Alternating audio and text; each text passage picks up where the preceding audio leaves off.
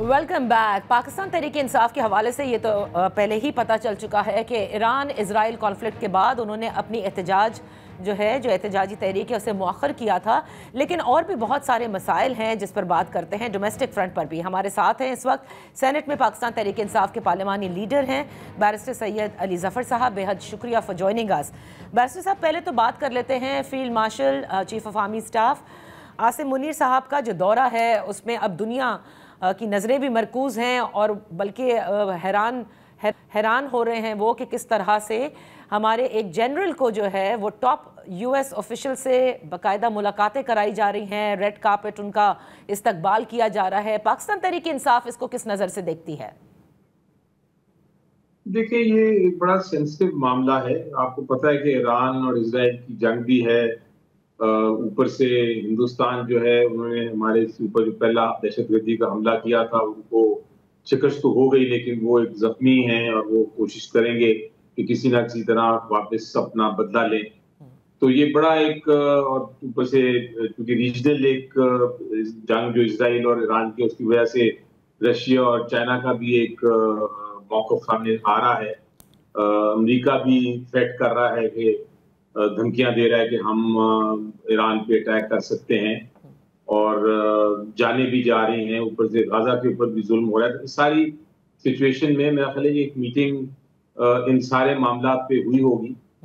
Meeting में exactly क्या हुआ ये अभी तक खबर नहीं आई। सिर्फ हर कोई गेस्ट वर्क कर रहा है और जो स्टेटमेंट्स बाहर आ रही हैं उनके मुताबिक तो ये इंडिया पाकिस्तान की जो जंग थी और जो उसके बारे में जो सिक्योरिटी इश्यूज रीजन के बनते हैं उन पे थी, लेकिन हो सकता है बीच में और भी बहुत सारी गुफ्तगू हुई हो क्योंकि 2 घंटे की मुलाकात थी। हमें जब पता चलेगा कि क्या मजीद मामला हुए तो हम फिर मजीद उस पर बहस और तबसरे कर सकेंगे। लेकिन फिलहाल मेरा ख्याल है सारी सिक्योरिटी को और इसकी जो अहमियत है इस वक्त इस सारी जंग में, उसको मद्देनजर रखते हुए हम देख सकते हैं, बात कर सकते हैं कि एक अच्छी खुशगवार मुलाकात हुई होगी। लेकिन सारी गेस्ट वर्क है, अभी तक कोई मैं उस पर तबसरा नहीं कर सकता। सिर्फ मैं ये जानता हूँ कि एक बड़ी नाजुक मरला है दुनिया में, क्योंकि एक खुदा न खास्ता थर्ड वर्ल्ड वॉर की तरफ हम ना जा रहे हैं। सारी जो बिग सुपर पावर्स हैं, अमेरिका हो गया, चाइना हो गया, रशिया हो गया, तो सब इसमें एक तरह से इन्वॉल्व हो सकते हैं, क्योंकि ईरान एक ऐसा मुल्क है जो कि हर एक के साथ उसका कनेक्शन है और एक बड़ी स्ट्रेटेजिक उसकी इम्पोर्टेंस है दुनिया में।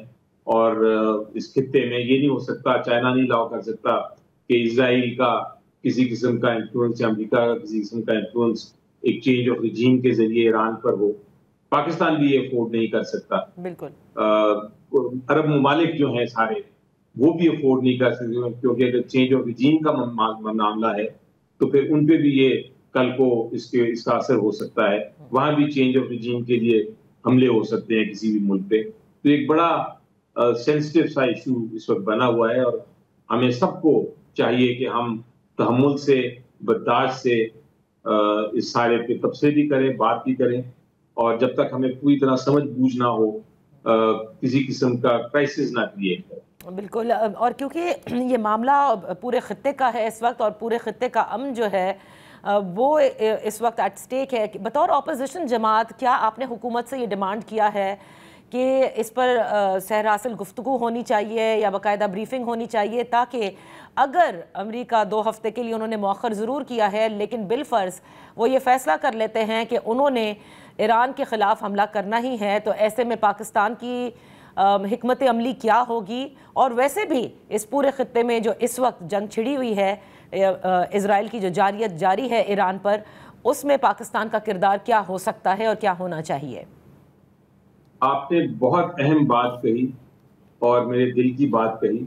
मैं बिल्कुल आप यकीन करें कि मेरा यही व्यू है और मैं ये कहता भी रहा हूँ और आपके प्रोग्राम पे भी मैं इसको रिपीट करता हूँ, और वो ये कि इस वक्त हुकूमत को चाहिए कि फिल फॉर अपना जो स्ट्रेटजी है, बेशक इन कैमरा हो, फिल फॉर अपनी जो स्ट्रेटजी है, आगे कुछ भी हो सकता है, plan A, plan B, plan C, जो भी बनाना है, वो जरूर ऑपोजिशन को भी और पूरे पार्लियामेंट को उस पर एतमाद में लें और अपना बताएं कि अगर ये हुआ तो हम ये कर सकते हैं, ये हुआ तो हम ये करना चाहते हैं, और उस पर एक्सपर्ट ओपिनियंस लें। क्योंकि ये ऐसा मामला है कि इसमें पार्लियामेंट का इन्वॉल्व होना, पार्लियामेंट को एतमाद में लेना, ये बहुत जरूरी है। आपका सवाल को मैं अप्रिशिएट करता हूं और आपके जो कमेंट्स हैं, मेरा भी वही फीलिंग है। मैं भी यही चाहूंगा कि इस वक्त के सिचुएशन को जो भी स्ट्रेटजी में, इसमें एक प्लान नहीं हो सकता, plan A B C D तक की जरूरत है कि अगर ये हुआ तो हम पाकिस्तान का क्या रिएक्शन होना चाहिए। ये हम उस वक्त ना रिएक्ट करें जिस वक्त ये कुछ ना कुछ हो जाए। तो इसलिए ये प्लान्स हर मुल्क ने बनाए हुए हैं, हमें भी चाहिए कि हम बना के अपने प्लान्स को रखें अपने पास, ताकि वक्त आने पे जो भी प्लान को इस्तेमाल करना हो हम कर सकें। बैरिस्टर साहब, आप क्योंकि बड़ी मैं कहूँगी जिसे ऐसी गुफ्तगू करते हैं कि जो लोगों के समझ में भी आती है, लेकिन माजरत के साथ जब कभी इन कैमरा की फिर बात आएगी तो फिर यही होगा कि जब तक इमरान खान साहब इजाज़त नहीं देंगे हम शामिल नहीं होंगे। ये कम से कम वो मामले हैं जो आप समझते हैं कि पाकिस्तान तहरीक इंसाफ को अपने तय भी पहले से हल कर लेने चाहिए कि अगर इन कैमरा इजलास बुला लिया जाता है तो क्या हम इस मौक़िफ़ पर अटके रहेंगे कि पहले इमरान खान साहब से इजाज़त लें या उनको भी इसमें शामिल करें? देखिए, मेरा ख्याल है इसको मैं दो तरीके से जवाब देता हूँ इसका। सबसे पहले तो आप देखें, जब इंडिया पाकिस्तान की जंग हुई थी तो हमारा क्या किरदार था। हमने ओपनली सपोर्ट किया और हमने बिल्कुल, बल्कि मैंने तो किसी से पूछा भी नहीं था। मैंने जब स्पीच की थी सेनेट की तो मैंने यही मौका अख्तियार किया था कि पाकिस्तान कम्स फर्स्ट, और उसके बाद हम सब ने यही रखा अपना थ्रू आउट जंग के दरमियान। हमने जो सियासत थी वो छोड़ दी और हमने अपनी आर्म फोर्सेस, अपनी पाकिस्तान के पीछे हम खड़े रहे। दूसरी अपॉर्चुनिटी जब आई, जब बजट का सवाल था, तो हमारी एक जिम्मेदारी थी और जिम्मेदारी कौम को थी कि अगर बजट गलत लेके आ रही है हुकूमत तो हमारी जिम्मेदारी थी कि हम उसकी निशानदेही करें। आप देखेंगे पूरा हफ्ता जो सेनेट था और नेशनल असेंबली थी, उसमें हम उनकी बजट की तनकीद करते रहे कि अवाम के साथ क्या जुल्म हो रहा है। तो वो भी हमारा एक जिम्मेदारी थी और किरदार था जो हमने आपको दिखाया कि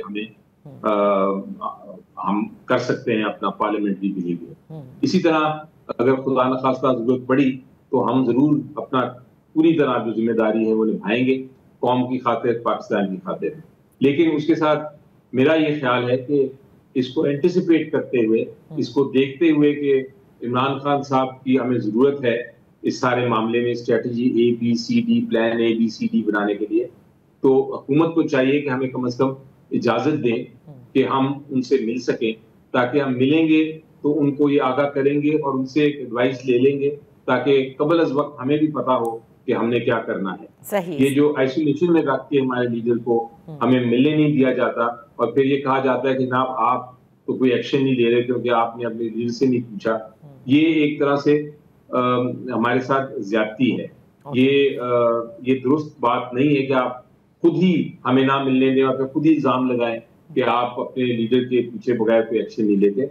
ये एक हकीकत है कि PTI इमरान खान है और इमरान खान PTI है और उनसे पूछना है ये चीजें हमने। बैरिस्टर अली जफर साहब, यहाँ पर एक ब्रेक लेते हैं।